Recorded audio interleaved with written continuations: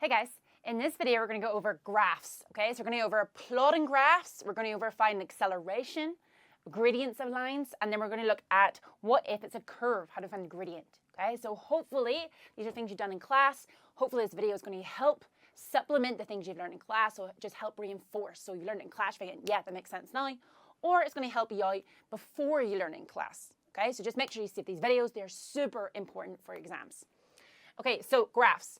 This question could be, we need to plot our missing results. So clearly they've done free plots for us.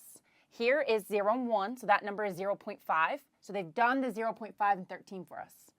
Here is 1, and there's nothing at 1. So that's the one we need to do, 1 and 18. So there's number 1, there's number 10, there's 20. So it's 10, 11, 12, 13, 14, 15, 16, 17, 18. So I go across 18, I go up at 1, and where those two lines meet, that's where I plot my next point. So that's my 1 and 18, so tick. 2 and 28 they've done for me because there's 2 and there's 28, so that's done. Next one is 3 and 33, there's 3 and there's 33. So again, they've done that point for me. I've got a point at 3. So the next one I need to do is 4 and 40. So there's number 4, okay, the number 4 for weight. And you go up from the number 4, and what I want to do now is go across for terminal velocity of 40. So here's my terminal velocity numbers. I find 40, I go across, and wherever those two lines meet is where I plot my next x. So there is my plot. Now the next thing I can ask you to do is draw a line of best fit. So I have 1, 2, 3, 4, 5 plots. So your line of best fit, you roughly want to go in the middle. So make sure you use a ruler, but I don't have one. So if I did a line of best fit, I would use my ruler, and I'm trying to find a line that looks like it matches those lines. Hopefully you think, if I did that, clearly that's wrong, right? That doesn't match the trend at all. If I did this, clearly that's wrong. It doesn't match the trend at all. So I'm going to do a line of best fit. You just move your ruler until it looks like it can pass through most of the points.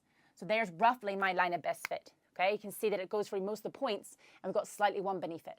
But if I want it to make it even better, it should be probably a little bit closer to that 1 point. So again, if I redid my line of best fit, it would probably look this. I can see I got one above, one below, and then it's kind of through these points. So that would be my line of best fit. Hopefully you can see then this is clearly something that's not directly proportional, because if things were directly proportional, like we learned in the other video, we get a straight line for the origin. It's not inversely proportional, because if something was inversely proportional, we know that it means when one increases, the other decreases. So this is just something that's got a positive correlation. As the weight increases, the terminal velocity increases. Okay, next thing is, what if we get asked to find the acceleration? So here's my velocity time graph. I know to find the acceleration, it is always the gradient of the graph. So in our math lessons, hopefully we've learned to find the gradient, you always do the change in y divided by the change in x. So the triangle is just fast in physics, right, and change. So if I find the gradient of this line, I go to the change in the y, the change in its height. So it starts at 0 and it ends at 10. So it went up by 10. So up by 10. By its change in its x, so it started at 0, and here it ends at 20. So when I find the gradient, I do the change in the y divided by the change in x. It went up by 10 over that 20 seconds. So what we do is 10 divided by 20, and 10 divided by 20, or 1 divided by 2, gives me 0.5.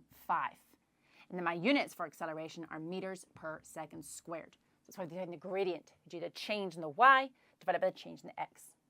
But what if I have a curve? So this one is my distance time graph.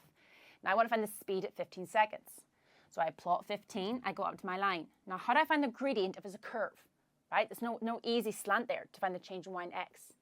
So what you do with your ruler is you want to draw a thing called a tangent. And again, hopefully you've seen that in our math classes.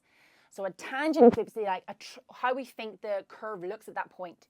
For example, if I have a circle and I would do a tangent at that point, it looks like a straight line there. If I do a tangent at this point, it looks like a straight line there. A tangent here, it looks like it goes like this.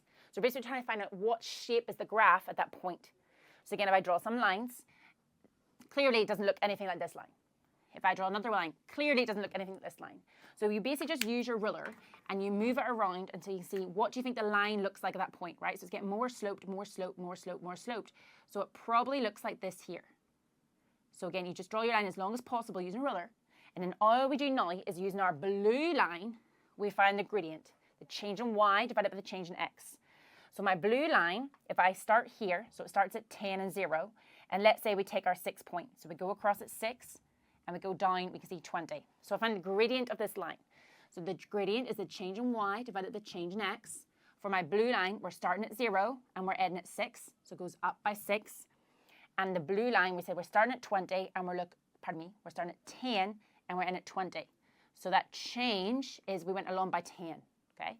So we're doing 6 divided by 10, and that gives me 0.6, and speed is meters per second, okay? So hopefully you find this helpful.